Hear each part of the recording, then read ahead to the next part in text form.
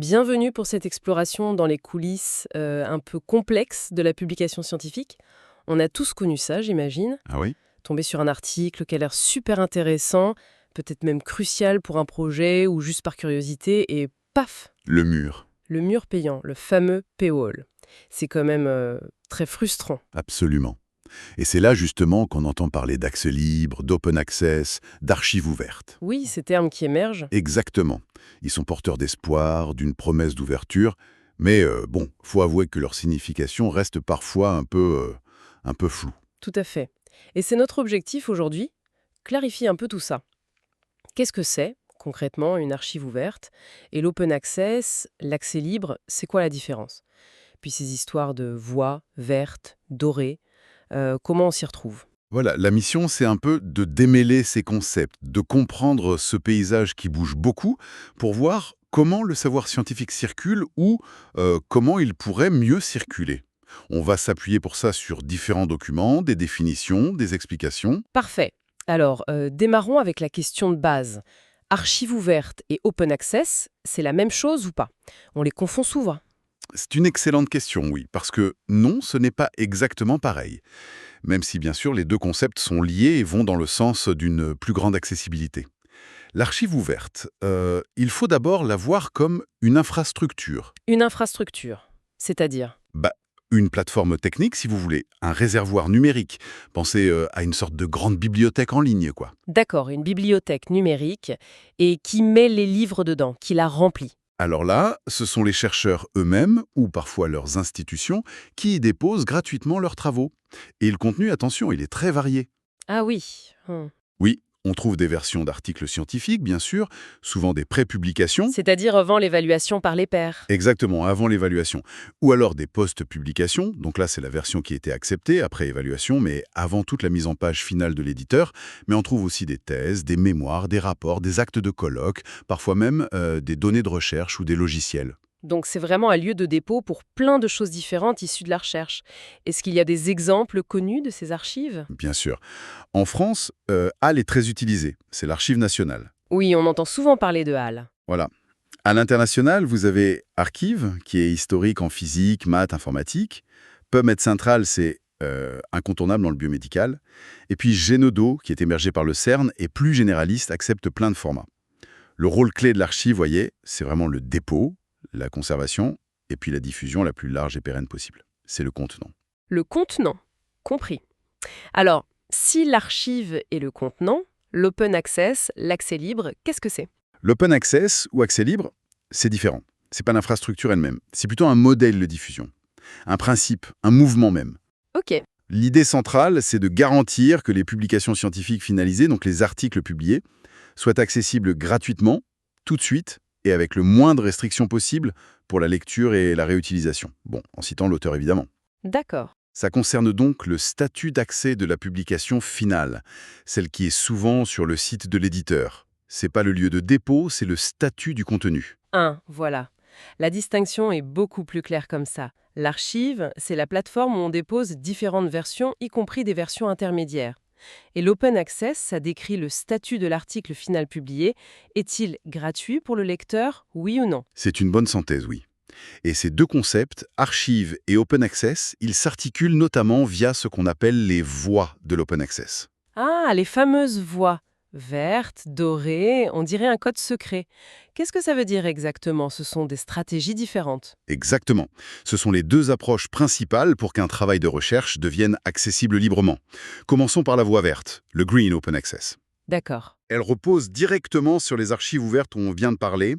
Le mécanisme est simple. L'auteur publie son article, peut-être dans une revue payante, classique, mais en parallèle, il dépose lui-même une version de ce travail, souvent le post-print, la version validée, dans une archive ouverte, comme HAL ou une archive de son institution. Donc, avec la voie verte, c'est l'auteur qui prend l'initiative d'assurer l'accès libre en utilisant une archive. L'existence de ces archives est donc absolument cruciale pour cette voie. Indispensable, oui. L'archive, c'est l'outil technique qui permet à la voie verte d'exister. L'accès devient libre via l'archive, même si la version officielle chez l'éditeur reste derrière un paywall. Logique. Et alors, la voie dorée, le Gold Open Access. C'est l'autre grande option. C'est ça. Avec La Voix dorée, l'article est publié directement en accès libre, sur le site de la revue ou de l'éditeur. Dès sa publication, la version finale est gratuite pour tout le monde, partout. Attendez une minute. Si la revue rend l'article gratuit pour tout le monde, comment elle se finance? Les revues traditionnelles, elles vivent des abonnements payés par les bibliothèques universitaires, non? Tout à fait. Et c'est là qu'intervient un élément clé, très souvent associé à La Voix dorée, ce sont les APC. APC? Article Processing Charges. En français, frais de traitement des articles. Dans ce modèle économique, ce n'est plus le lecteur ou sa bibliothèque qui paie pour lire, c'est l'auteur. Enfin, souvent son institution ou l'agence qui finance sa recherche, qui paie des frais pour que l'article soit publié en accès libre. Ah, d'accord. Et ces frais sont censés couvrir les coûts de l'éditeur, l'organisation de l'évaluation par les pairs, la mise en forme, la diffusion en ligne, etc. Hmm, c'est intéressant comme renversement. Mais déplacer le coût sur l'auteur ou son labo, ça ne risque pas de créer d'autres problèmes, d'autres barrières? Je pense aux chercheurs qui n'ont pas de gros financement, par exemple. C'est la critique majeure, et elle est très pertinente, du modèle APC. Oui, ça ouvre l'accès pour les lecteurs, ce qui est formidable, mais ça peut créer des inégalités assez criantes entre les auteurs, notamment pour ceux des pays du Sud ou dans des disciplines comme les sciences humaines qui sont souvent moins financées que, disons, la biomédecine. C'est un vrai débat. Je comprends. Ceci dit, il faut nuancer. Il existe aussi des revues en voie dorée qui fonctionnent sans APC pour l'auteur. Elles sont financées autrement, par des institutions, des sociétés savantes, des subventions. On parle parfois de voie diamant ou Diamond Open Access. Mais il faut reconnaître que le modèle avec APC est quand même très répandu dans la voie dorée. Et on voit bien ici que ça déplace un peu le pouvoir. Ce sont les financeurs, les institutions, qui peuvent avoir plus d'influence sur où les chercheurs publient. Oui, c'est bien plus complexe qu'un simple «c'est gratuit». Et il y avait aussi une mention de voie hybride. Qu'est-ce que c'est encore? Oui, la voie hybride. Alors là, c'est un peu différent. Ce sont des revues classiques qui fonctionnent par abonnement, mais elles proposent une option payante à l'auteur. Une option? Accessible en open access, mais le reste de la revue, les autres articles dont les auteurs n'ont pas payé l'option, restent derrière le paywall, accessibles seulement aux abonnés. Une sorte de mélange des modèles au cas par cas dans la même revue. Exactement. Et ce modèle hybride est souvent critiqué parce que les éditeurs peuvent se retrouver à gagner de l'argent des deux côtés.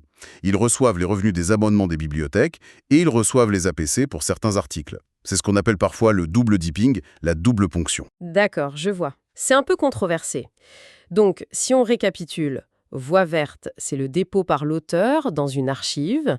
Voie dorée, c'est la publication nativement en accès libre, souvent avec des APC, parfois sans, diamant. Et voie hybride, c'est une option payante pour rendre un article spécifique OA dans une revue qui est par ailleurs payante. C'est tout à fait ça. Ces trois voies dessinent le paysage actuel de l'open access. Ok, c'est plus clair. On a donc toutes ces stratégies et notamment pour la voie verte, ça repose sur des milliers d'archives ouvertes un peu partout dans le monde. Mais si tout est si dispersé, comment on fait pour trouver l'information? Ça doit être un sacré bazar, non? Comment ces archives communiquent entre elles si elles le font? Précisément. Et c'est là qu'intervient un truc un peu technique, mais absolument fondamental. Ça s'appelle le protocole OAI-PMH. Oups, encore un acronyme barbare. OAI-PMH. Qu'est-ce que ça fait concrètement? OAI-PMH, ça veut dire Open Archives Initiative Protocol for Metadata Harvesting. Bon, oublions le nom complet. Oui, s'il vous plaît. L'idée clé, c'est que c'est un standard, un langage commun. Il permet aux différentes archives ouvertes de décrire le contenu qu'elles hébergent, qui a écrit quoi, quand, le titre, le résumé, les mots-clés, etc. Ce qu'on appelle les métadonnées. Les informations sur le document. Voilà. Et elles le font toutes de la même manière, de façon structurée, uniforme. Et grâce à ce langage commun, eh bien, des outils informatiques peuvent automatiquement venir moissonner, Moissonner. comme dans les champs. Oui, c'est le terme technique. Harvesting en anglais. Ça veut dire collecter, récolter automatiquement ces descriptions, les métadonnées, auprès de toutes les archives qui respectent ce protocole OAI-PMH. D'accord. Et quel est l'intérêt de moissonner toutes ces descriptions? Ah, l'intérêt est énorme. Premièrement, ça permet de créer des moteurs de recherche unifiés. Au lieu de devoir aller fouiller dans chaque archive séparément, ce qui serait juste impossible, il y en a des milliers. Ce serait ingérable. Absolument. Là, des outils peuvent interroger en une seule fois des centaines, voire des milliers d'archives. Ça démultiplie la visibilité des travaux qui sont déposés. C'est vraiment ce standard technique qui a permis de construire une sorte de bibliothèque mondiale virtuelle, décentralisée mais interrogeable. Ah oui, là ça change tout en termes de découverte de l'information. Énormément. Deuxième intérêt important, on peut créer des collections virtuelles. Par exemple, regrouper automatiquement tous les documents sur un sujet précis, même s'ils sont stockés physiquement dans des archives différentes aux quatre coins du monde. Ou toutes les publications d'une université donnée. Troisièmement, ces données descriptives standardisées, elles peuvent alimenter plein d'autres services ID. Des bibliographies spécialisées, des outils d'analyse de la production scientifique. C'est un peu comme si chaque archive publiait son catalogue dans un format standard et que des super agrégateurs venaient lire tous ces catalogues pour nous offrir une vue d'ensemble. Cette interopérabilité, cette capacité des systèmes à parler le même langage et à échanger des informations, c'est vraiment ça qui fait la force du réseau des archives ouvertes. Compris, c'est la plomberie invisible mais essentielle du système. Revenons un peu aux motivations des chercheurs. Pourquoi est-ce qu'un chercheur ou une chercheuse prendrait le temps, parce que ça doit prendre un peu de temps, de déposer son travail dans une archive ouverte, donc de suivre la voie verte? Quels sont les bénéfices concrets pour lui ou elle? C'est vrai, ça demande un petit effort supplémentaire, mais les avantages sont vraiment tangibles.